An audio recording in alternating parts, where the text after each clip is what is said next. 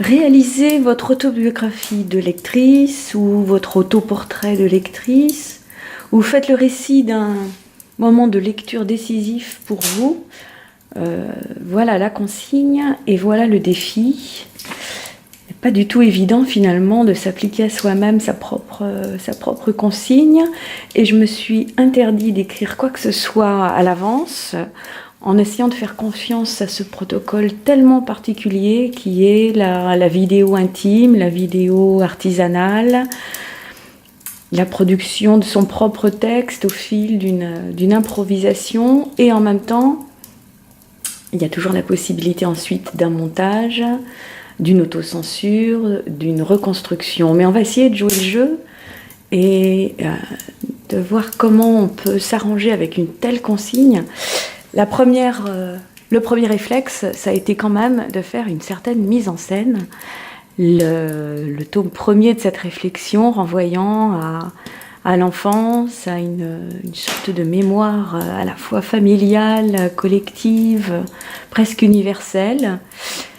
L'autobiographie de lectrice, elle commence certainement avec des souvenirs familiaux, des souvenirs presque légendaires, la littérature populaire, la littérature transmise par la voix du grand cousin qui nous invente des légendes soi-disant réelles et qui nous emmène au coin du feu, très très loin. On est tout petit, on ne sait pas encore lire, on écoute. La vie se mélange avec ces histoires de corrigans, d'encous, de personnages.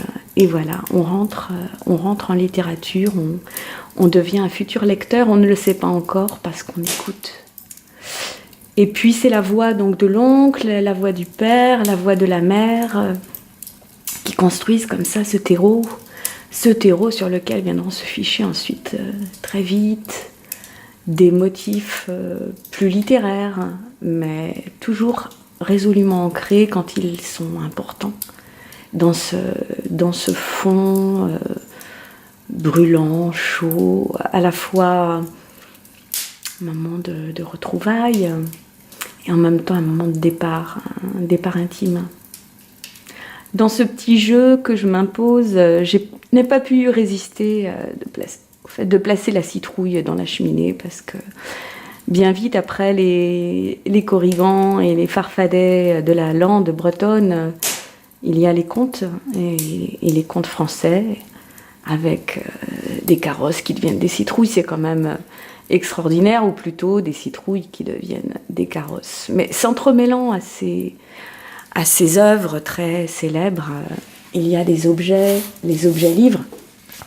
Et là, on se rend compte que les objets les plus importants appartiennent au patrimoine populaire. Ce sont les chansons illustrées, magnifiques livres publiés chez MAM, avec des images de Marie-Madeleine Franc-Nohant. On voit encore l'importance des femmes dans cette littérature enfantine, cette littérature d'avant la lecture.